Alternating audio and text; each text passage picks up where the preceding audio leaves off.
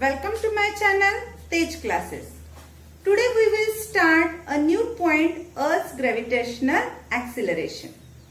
आता Earth's gravitational acceleration याच्या आधी पण वापरले तुम्ही आणि याच्यानंतर पण जोपर्यंत फिजिक्स अभ्यास आलाय तोपर्यंत आपण ही टर्म वापरतच राहणार आहे. आता याची डेफिनेशन काय बघा. तर the gravitational force due to the earth on the body results in its acceleration. आता तुम्ही मागच्या वर्षी acceleration ची डेफिनेशन काय शिकलाय? The rate of change of velocity. इथं काय म्हटलंय? The gravitational force due to the earth on body results in its acceleration. पृथ्वी जे बल लावते, गुरुत्वीय बल, त्यामुळं काय होते, त्या शरीरावर ज्या पण बॉडीवर हा फोर्स लागतोय तर तो काय होतोय की ऍक्सिलरेशन मध्ये बदलतोय. This is called acceleration due to gravity आणि यालाच म्हटलं जातं की ऍक्सिलरेशन ड्यू टू ग्रॅव्हिटी. आता नेहमी हा डिनोट करताना स्मॉल जी ने डिनोट केला जातो.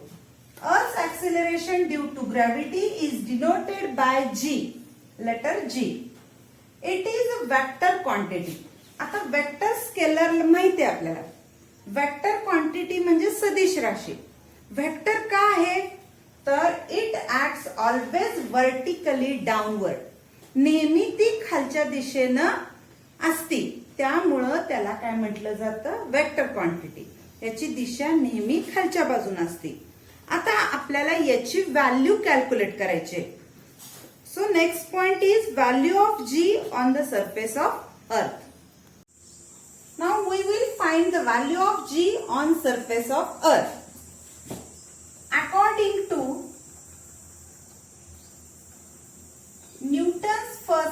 Newton's law of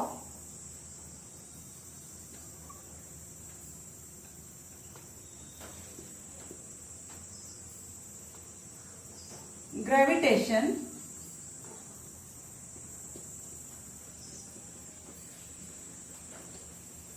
F is equal to G is the constant, m upon r square. This is equation number 1, where m is the mass of earth.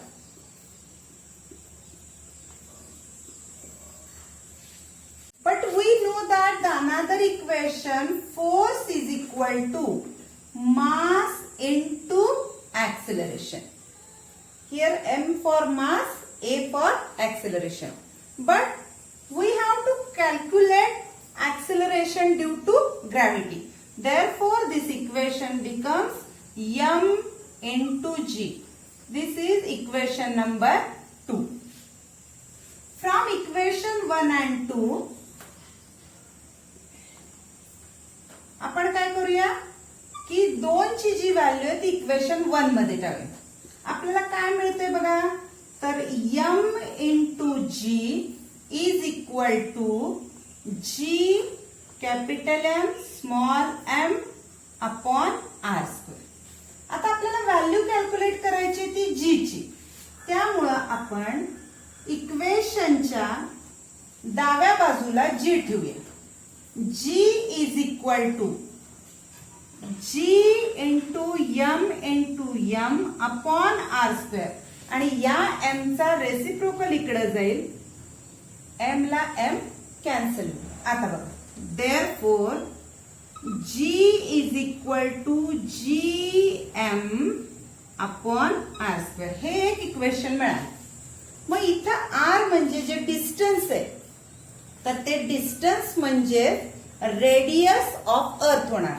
म्हणून हेच equation काय मिळणार, G is equal to G, it is a gravitational constant, m is a mass of earth upon capital R square, where R square means R is the radius of अर्थ.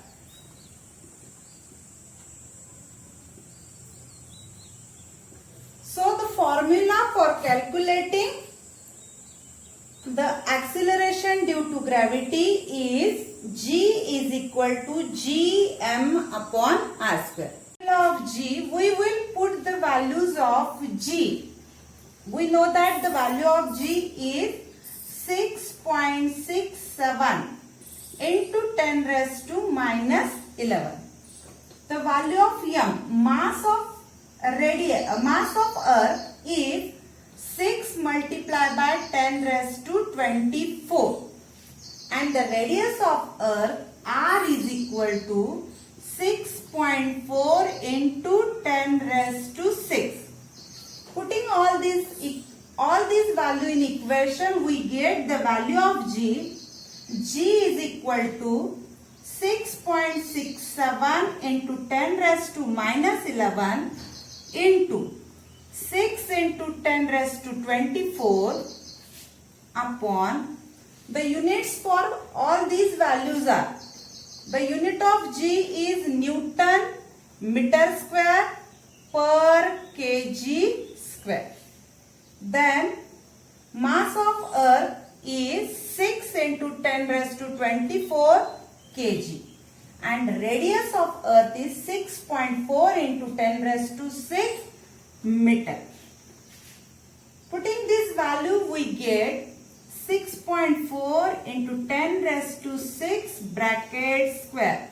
Calculating all this value, we get the value of g is 9.77 meter per second square.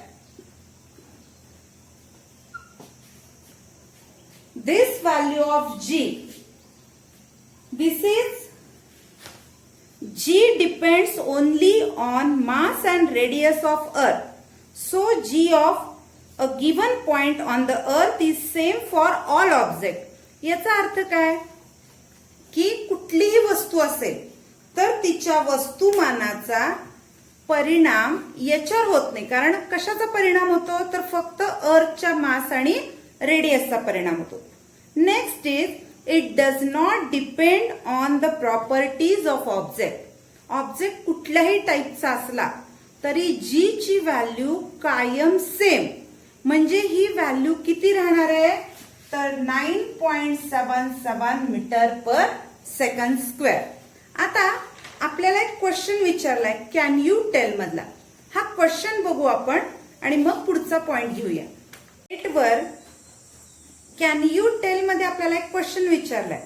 What would be the value of g on the surface of earth if its mass was twice as large and its radius half of what it is now.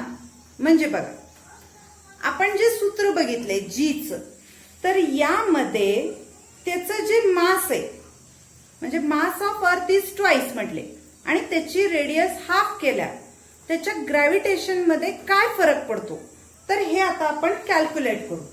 तर समजा पहिल्या पोझिशनला म्हणजे जी of ए म्हटलं म्हणजे सुरुवातीला जे आपल्याकडे सूत्र आहे तर g of a equal to g into m upon GM upon r square. हे इक्वेशन नंबर 1 झालं. आता दिलेल्या कंडिशन नुसार काय आहे तर मास हे मूळच्या मासच्या दुप्पट झाले आणि रेडियस ही मूळच्या रेडियसच्या निम्मी झाली. म्हणून acceleration due to gravity of next position is equal to constant मध्ये फरक पडणार नाही. एम च्या जागी 2m येईल आणि आर च्या जागी r अपॉन 2 येईल ब्रॅकेट्स. आता हे ज्यावेळी आपण सॉल्व्ह करतो त्यावेळी आपल्याला काय मिळेल बघा 2 इंटू जी इंटू एम आणि छेद असताना r चा स्क्वेअर r स्क्वेअर अपॉन 2 चा वर्ग आहे 4.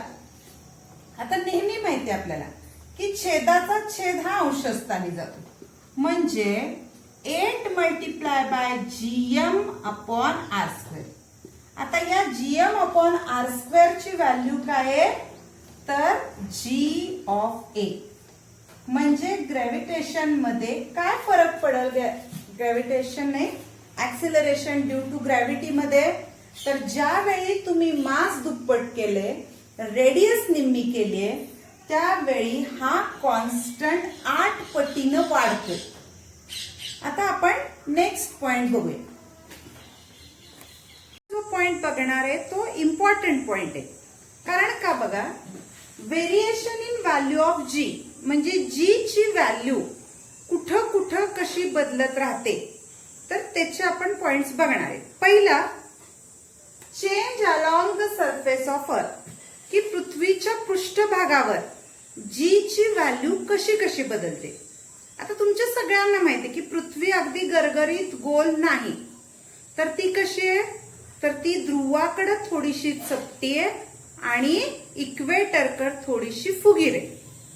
आणि त्यामुळं जी च्या व्हॅल्यू मध्ये कसा फरक पडतो बघा.